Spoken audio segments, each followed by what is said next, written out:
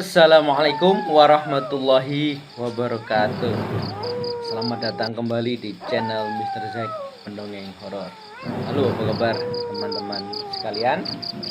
Semoga kita semua selalu diberkahi oleh Allah dengan rezeki yang luas, kesehatan yang prima, kemudahan, keberkahan, dan kebahagiaan hidup dunia dan akhirat. Amin, amin ya robbal alamin.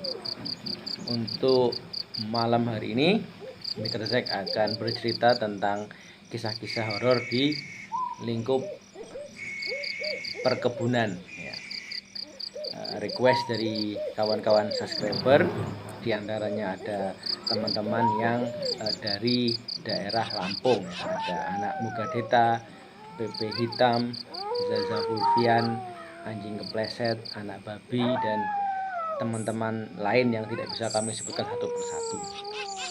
Tapi sebelum kita ke cerita, seperti biasa, Mr. Zack ingin mengucapkan banyak-banyak terima kasih kepada teman-teman yang sudah mendukung berkembangnya channel ini, yang sudah mendengarkan, yang sudah like, share, komen, dan subscribe.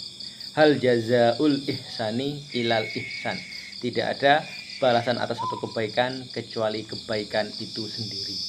Bagi teman-teman yang sudah berbuat baik, semoga kebaikan teman-teman dibalas oleh Allah dengan kebaikan yang lebih baik lagi. Bagi teman-teman yang mendengarkan tapi belum subscribe, tolong di subscribe dulu. Selain subscribe itu adalah perbuatan baik, juga subscribe itu membuat Mr. Zack lebih bersemangat lagi dalam membuat konten terbaru yang akan menghibur teman-teman sekalian. Dan mungkin juga apabila ada teman-teman yang memiliki kisah-kisah horor dan ingin berbagi, dipersilahkan. Alamat ada di kolom deskripsi. Oke, kita ke cerita ya. Karena request dari teman-teman subscriber, Mr. Zack menjadi teringat suatu kisah seram di lingkup perkebunan. Untuk menjaga nama baik, menjaga marwah baik, dan nama-nama yang ada di sini, maka perlu kita samarkan, dan tempat terjadinya cerita ini tidak perlu kita detilkan gitu ya. Sebutlah di sebuah perkebunan, kejadian sekitar tahun 2007-2008 gitu ya, di sebuah perkebunan di daerah Sumatera. Narasumber yang bercerita kepada Mr. Zack ini adalah dua orang yang berbeda tapi ceritanya sama gitu ya. Seorang driver, kita samakan saja namanya sebagai Pak Joni, dan satu lagi penumpangnya kita samarkan saja namanya sebagai Pak Joko ya. Dua orang, Pak Joko dan Pak Joni. Pada suatu ketika Pak Joko ini mendapat perintah dari perusahaan untuk melaksanakan suatu tugas di kota gitu ya. Kalau perkebunan itu kan di tempat di kota kecil atau terpencil gitu ya. Jadi harus menuju kota untuk menyelesaikan suatu pekerjaan. Maka karena dalam rangka pekerjaan, maka Pak Joko ini meminta kendaraan dinas. Maka setelah mengurus dokumen, kendaraan dinas dibawa oleh driver yang kita samakan sebagai Pak Joni. Singkat cerita, Pak Joko dan Pak Joni menuju kota untuk menyelesaikan suatu pekerjaan, di mana malam itu juga mereka harus pulang karena besok pagi ada kegiatan, kalau nggak salah ada apel pagi, dan harus ada laporan yang diselesaikan. Oke, setelah bekerja di kota gitu ya, di kota besar, kalau tidak salah di ibu kota provinsi gitu, mereka menuju ke perkebunan ya. Kalau diistilahkan itu di afdeling, mereka menuju ke kebun, menuju afdeling tempat Pak Joko dan Pak Joni ini berdinas. Itu sudah menjelang isya gitu ya, menjelang isya, dan yang namanya manusia kan mampir dulu ya untuk makan, sholat, dan sebagainya. Jika setelah isya, maka diperkirakan sampai di afdeling perkebunan itu kira-kira jam 9 atau jam setengah 10. maksimal jam 10 lah, 2 sampai 3 jam. Nah, karena untuk mengejar waktu, maka Pak Joni ini sebagai driver itu membawa kendaraannya agak ngebut, agak ngawur gitu ya, agak ngawur setelah selesai makan, setelah selesai sholat isya ini dan sebagainya, menuju ke Afdeling di sebuah kota kecil di Pulau Sumatera dari ibu kota provinsi. Gas gitu ya, digas. Begitu masuk ke perkampungan atau ke perkebunan, maka kan harus jalan pelan-pelan ya. Selain karena di perkebunan pada waktu itu jalannya masih berupa jalan tanah, jalan batu, juga tidak sopan apabila melewati emplasemen perumahan karyawan atau rumah warga ngebut. Nah, hanya saja Pak Joko ini ada hal yang dia harus mampir dulu ke kantor sentral ya, kantor di kebun, untuk menyerahkan atau meletakkan dokumen dan ambil dokumen yang untuk dibawa pulang, kemudian pulang ke rumah dinas. Singkat cerita, setelah sampai di kantor emplasmen, menyerahkan dokumen sekaligus mengambil dokumen yang untuk dibawa pulang, maka Pak Joko ini pulang ke rumah ya, diantar oleh Pak Joni sebagai driver. Nah, di sini timbul suatu pertanyaan gitu ya, atau ingin lewat mana gitu, karena untuk menuju rumah dinas Pak Joko di suatu emplasemen atau rumah dinas di Afdeling perkebunan itu melewati dua jalan yang sama-sama tidak enak gitu ya. Kalau lewat jalan yang pintas itu jalannya lebih pendek tapi jelek, berbatu gitu ya, berbatu, dan kalau musim hujan ya menjadi kubangan lumpur. Tapi kalau melewat jalan yang lebih jauh, memutar, itu akan melewati, boleh dibilang melewati suatu komplek pemakaman gitu ya. Dan sebagai warga yang ada di lingkup perkebunan tersebut sudah maklum gitu ya, kalau sudah melewati di atas jam 10 lah, mending nggak lewat situ gitu ya. Mending cari jalan yang pendek tapi berbatu dan terjal, atau malah kalau enggak itu putar jalan yang lebih jauh sekalian ya, keluar dari kebun lewat jalan belakang dan sebagainya. Nah, akhirnya diputuskan lewat jalan yang dekat gitu ya.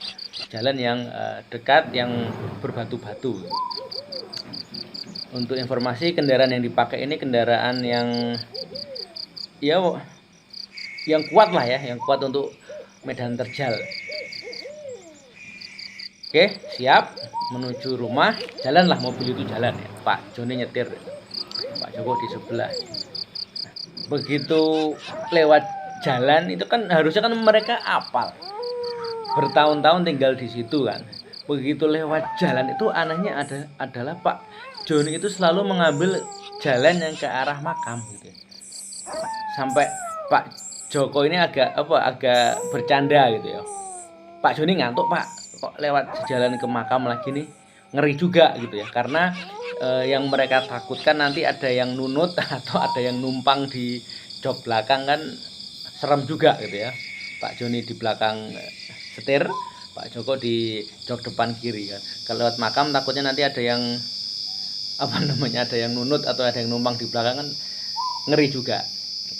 Putar lagi lewat jalan yang pendek, yang terjal, berbatu, yang nggak ada aspal, yang pokoknya jalan nggak enak gitu ya, yang terjal nanjak gitu. Kedua kali lewat situ, entah bagaimana ceritanya, Pak Joni ini tiba-tiba berada di jalan yang menuju ke arah makam. Loh Pak, kok ke arah makam lagi Pak gitu. Dan selama sekian detik ini Pak Joko dan Pak Joni ini pandang-pandangan gitu ya. Pak Joni sudah berpikir nggak enak gitu ya. Coba melihat ke arah spion tengah ya, spion belakang yang spion ke arah belakang yang ada di tengah itu. Di belakang nggak ada yang numpang Pak gitu. Di belakang nggak ada yang nunut Pak. Coba jangan-jangan kamu ngantuk nih ya. Coba tuker, akhirnya tuker itu Pak Joni yang driver sebagai penumpang, Pak Joko yang penumpang sebagai driver. Putar lagi ke lewat jalan yang terjal gitu ya, jalan yang terjal yang berbatu yang jelek. Kali ini Pak Joko yang mengemudi sambil baca doa gitu, sholawatan, baca doa sambil memasang mata dengan sewaspada-waspadanya, jangan sampai salah belok, jangan sampai salah ambil jalur.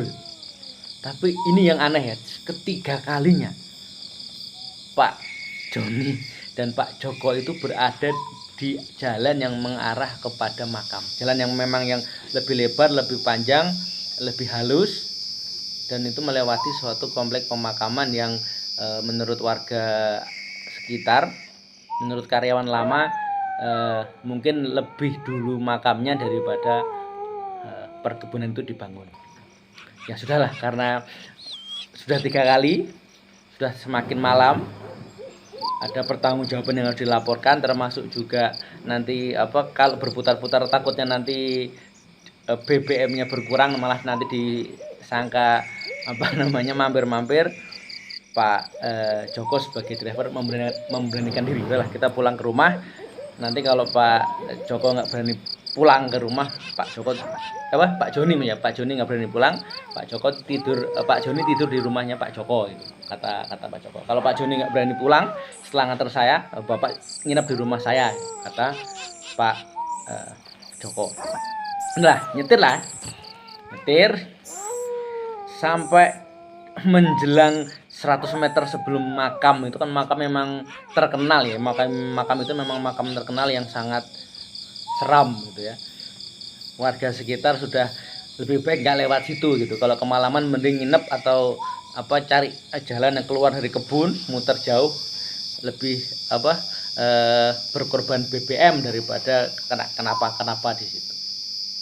Oke, baca-baca 100 meter sebelum pemakaman ya, sudah hafal gitu ya.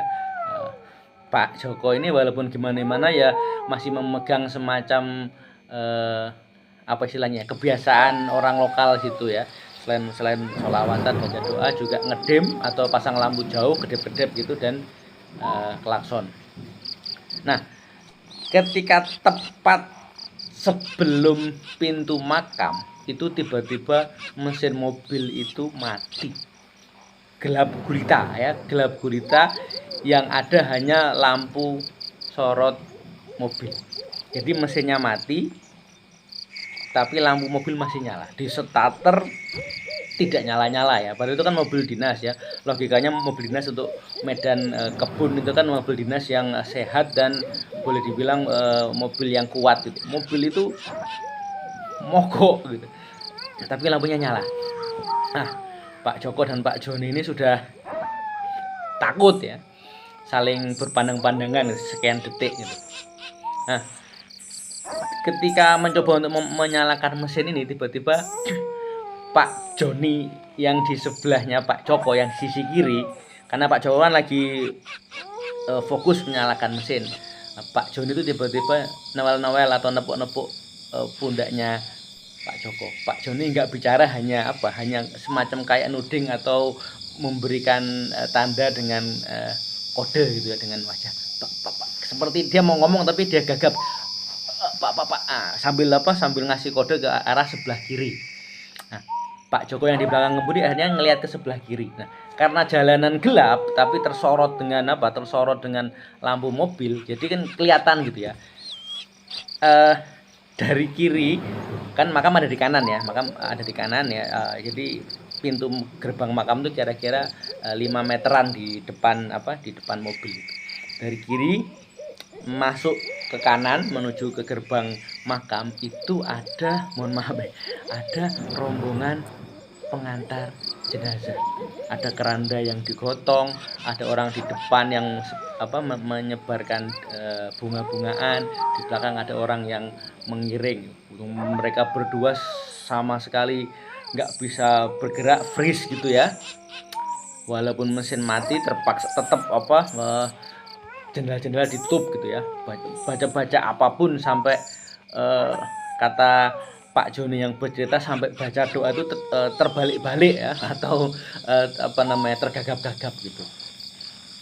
Ya itu panjang ya, rombongannya panjang gitu, panjang ya. Lewat kira-kira ya mungkin 40 detikan lah, 40 orang yang mengiring gitu. Sampai terdengar juga suara seperti nggak jelas ya, seperti bergumam, tapi itu seperti seperti doa-doa atau seperti zikir yang dilantunkan oleh si pengiring jenazah ya. Ada yang menyebarkan bunga-bungaan, beras kuning, ada yang membawa keranda, ada yang ngayungin di belakangnya pengiring. Setelah orang yang terakhir lewat ya kira-kira 40 detikan sampai 1 menit, itu mereka masuk ke makam. Nah, Pak Joko ini seperti ada inisiatif untuk menyalakan mesin. Yang tadinya mesin itu gagal nyala, susah dinyalakan, tiba-tiba di starter sekali itu langsung nyala ya, rung, nyala gitu. Mereka semua bergidik ngeri gitu. Udah klakson 2 kali, ngedem gitu ya, kasih lampu untuk istilahnya tradisi, sambil mulut berucap assalamualaikum dan doa-doa gitu. Pak Joni juga berdoa sambil waktu cerita ke Mr. Jack, pada waktu itu cerita sampai katanya doa-doa itu terbalik-balik ya, saking gugupnya ya.